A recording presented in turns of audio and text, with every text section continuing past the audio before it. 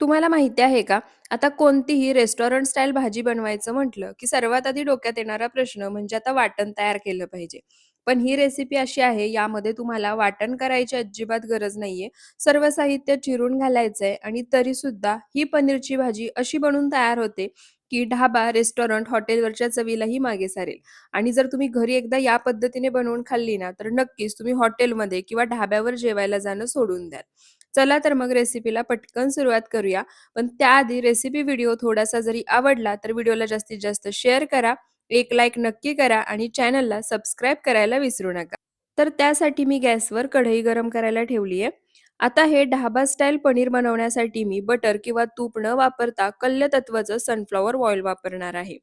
हे sunflower oil cold press आहे, त्यामुळे आपल्या शरीरासाठी आणि आरोग्यासाठी अत्यंत फायदेशीर आहे. आता आपलं आरोग्य चांगलं राहावं म्हणून सूर्यफुलाच्या बिया तर आपण खातोच, पण तेल सुद्धा वापरलं तर किती चांगलं. आता हे सनफ्लॉवर ऑइल एक 3 मोठे चमचे या कढईमध्ये घालायचं.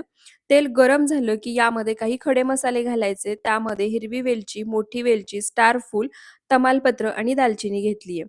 खडे मसाले एक अर्धा मिनिटं परतून घेतले, की आता यामध्ये इथे मी 2 मोठे कांदे बारीक चिरून घेतले आहेत, ते घालायचे आणि आता मध्यम आचेवर कांदासुद्धा आपल्याला छान सोनेरी रंग येईपर्यंत परतून घ्यायचा आहे. तर इथे पहा कांदासुद्धा मी छान सोनेरी रंग येईपर्यंत तेलामध्ये परतून घेतलाय. त्यानंतर आता यामध्ये इथे मी एक मोठा चमचा आलं लसूण पेस्ट घेतली आहे, ती घालायची आणि आलं लसणाचा कच्चेपणा जाईपर्यंत आणि तेल सुटेपर्यंत हे सर्व परतून घ्यायचं. आता कांदा आणि आलं लसूण पेस्ट परतून होतीये तोपर्यंत आपण एक मसाला तयार करून घेऊया. त्यासाठी इथे एका भांड्यामध्ये मी एक छोटी वाटी दही घेतलं आहे. दही घेताना लक्षात ठेवा जास्त आंबट असणारं वापरायचं नाही. दही छान असं फेटून घ्यायचं. त्यानंतर यामध्ये एक छोटा अर्धा चमचा हळद, 2 चमचे काश्मीरी लाल मिरची पावडर, 1 चमचा धनेपूड आणि 1 चमचा गरम मसाला घालायचा. गरम मसाला नसेल त्याऐवजी पनीर मसाला वापरला तरी सुद्धा चालेल. आणि याच स्टेपला मी यामध्ये चवीनुसार मीठसुद्धा घालणार आहे. आता हे सर्व पावडर मसाले आणि मीठ दह्यामध्ये एकसारखे मिक्स करून घ्यायचे. छान एकजीव झाले पाहिजेत. तर इथे पहा सर्व पावडर मसाले मी दह्यामध्ये छान एकसारखे मिक्स करून घेतले आहेत. तोपर्यंत इथे कांदा आणि आलं लसूण पेस्टसुद्धा छान परतून झाली आहे. आता जो आपण मसाला तयार करून घेतला आहे, तो मसाला यामध्ये घालायचा. आता या ठिकाणी तुम्ही पावडर मसाले वेगळे वापरू शकता आणि नंतर दही वापरलं तरीसुद्धा चालेल. पण अशा पद्धतीने दह्यामध्ये मिक्स करून पावडर मसाले वापरले, की छान भाजले जातात. दहीसुद्धा छान परतलं जातं आणि विशेष म्हणजे कमी तेलामध्ये ग्रेव्हीला रंग आणि तेल खूप छान सुटतं.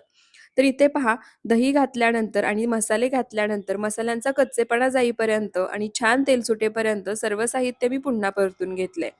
त्यानंतर आता यामध्ये इथे मी एक मोठा टोमॅटो बारीक चिरून घेतलाय तो घालायचा आणि टोमॅटोसुद्धा आपल्याला छान मऊसूद होईपर्यंत आता परतून घ्यायचा आहे. आपण मसाल्यांमध्येच मीठ घातलं होतं, त्यामुळे टोमॅटो परतून घेण्यासाठी मीठ घालायची अजिबात गरज नाही. एकदा टोमॅटो मिक्स करायचा, झाकण ठेवायचं, मंद आचेवर एक वाफ काढायची. इथे तुम्ही पाहू शकता टोमॅटो अगदी छान मऊसूद असा शिजला आहे. आता पुन्हा एकदा सर्व मसाला मिक्स करायचा.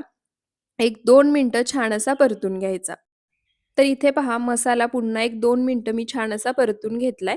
त्यानंतर आता यामध्ये 1 ग्लास इतकं पाणी घालायचं. पाणी मी या ठिकाणी थंडच वापरलंय.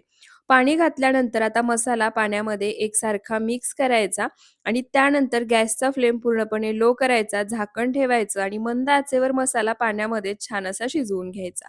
तर इथे पहा मंद आचेवर एक 3 ते 4 मिनिटं छान असा हा मसाला मी पाण्यामध्ये शिजवून घेतला आहे. ग्रेव्हीला तुम्ही रंग पाहू शकता किती सुंदर आलाय आणि तर्रीसुद्धा छान आली आहे. पुन्हा एकदा हे सर्व मिक्स करायचं. त्यानंतर आता यामध्ये इथे मी 200 ग्रॅम पनीर अशा चौकोनी तुकड्यांमध्ये चिरून घेतले, ते घालायचं आणि ग्रेव्हीमध्ये मिक्स करायचं. आता या ठिकाणी मी पनीर न तळता वापरतीये, तरीसुद्धा पुढे तुम्हाला दाखवतेच हे पनीर किती छान मऊसूद आहे. तुम्हाला जर हवं असेल तर पनीर तुम्ही या ठिकाणी तळून सुद्धा वापरू शकता. पनीर घातल्यानंतर ग्रेव्हीमध्ये एकदा मिक्स करायचं. त्यानंतर आता यामध्ये इथे मी 3 ते 4 हिरव्या मिरच्या मधून चिरून घेतल्या आहेत. या चिरून घेतलेल्या हिरव्या मिरच्या या ग्रेव्हीमध्ये घालायच्या. हिरवी मिरची घातल्यामुळे ग्रेव्हीला चव आणि सुगंध खूप छान येतो. त्यानंतर यामध्ये बारीक चिरलेली कोथिंबीर घालायची आणि एक 3 ते 4 मोठे चमचे फ्रेश क्रीम घालायची. त्यानंतर आता कढईवर अर्धवट झाकण ठेवायचं आणि मंद आचेवर एक 6 ते 7 मिनिटं ही ग्रेव्ही छान अशी शिजवून घ्यायची. तर इथे पहा मंद आचेवर एक 6 ते 7 मिनिटं ही ग्रेव्ही मी छान अशी शिजवून घेतली आहे. आता ग्रेव्ही पुन्हा एकदा खालून एकसारखी मिक्स करून घेऊया. आता जसं मी तुम्हाला सुरुवातीला सांगितलं आपण यामध्ये कोणत्याही प्रकारचं वाटण घातलं नाहीये. सर्व साहित्य चिरूनच वापरले. तरीसुद्धा या ग्रेव्हीची कन्सिस्टन्सी मी तुम्हाला दाखवते. छान घट्टसर अशी ही ग्रेव्ही बनून तयार होते. गरम आहे, थंड झाल्यानंतर आणखी घट्टसर होते. आता गॅस बंद करायचा, कढईवर पुन्हा झाकण ठेवायचं आणि ही ग्रेव्ही सेट होऊ द्यायची. ग्रेव्ही सेट झाली, की याच्यावर तर्री छान येते, ग्रेव्हीला रंग छान येतो आणि त्यासोबतच ग्रेव्हीची कन्सिस्टन्सी जी आहे ती आणखी घट्टसर होते. तर इथे पहा ग्रेव्ही मी सेट करून घेतली आहे. परफेक्ट असा पनीर मसाला बनून तयार झाला आहे आणि त्यासोबतच ग्रेव्हीची कन्सिस्टन्सी सुद्धा तुम्ही पाहू शकता. आता हा गरमागरम पनीर मसाला गरमागरम फुलका, रोटी, चपाती, नान कशासोबतही सर्व्ह करू शकता. अगदी जीरा राईस किंवा साध्या भातासोबतही अप्रतिम लागतो. वरून थोडीशी बारीक चिरलेली कोथिंबीर आणि फ्रेश क्रीम घालायची. हवं असेल तर तुम्ही फ्रेश क्रीम स्किप केली तरीसुद्धा चालेल. आणि मस्त गरमागरम असा हा पनीर मसाला आणि त्यासोबत रोटी सर्व्ह करायची. तर तुम्ही सुद्धा एकदा या पद्धतीने पनीर नक्की बनवून पहा. पनीर आपण फ्राय केलं नाहीये तरीसुद्धा पाहू शकता अगदी छान मऊसूद आहे. आणि जर तुम्हाला तेल ऑर्डर करायचं असेल तर डिस्क्रिप्शनमध्ये मी त्यांची आयडी दिली आहे. तिथून तुम्ही ते ऑर्डर करू शकता. आणि जर तुम्हाला आजचा हा रेसिपी व्हिडिओ थोडासा जरी आवडला असेल तर व्हिडिओला जास्तीत जास्त शेअर करा. एक लाईक नक्की करा. आणि आणखी असे साधे, सोपे, नवनवीन रेसिपी व्हिडिओज पाहायचे असतील, तर ते सुद्धा मला कमेंट करून नक्की सांगा.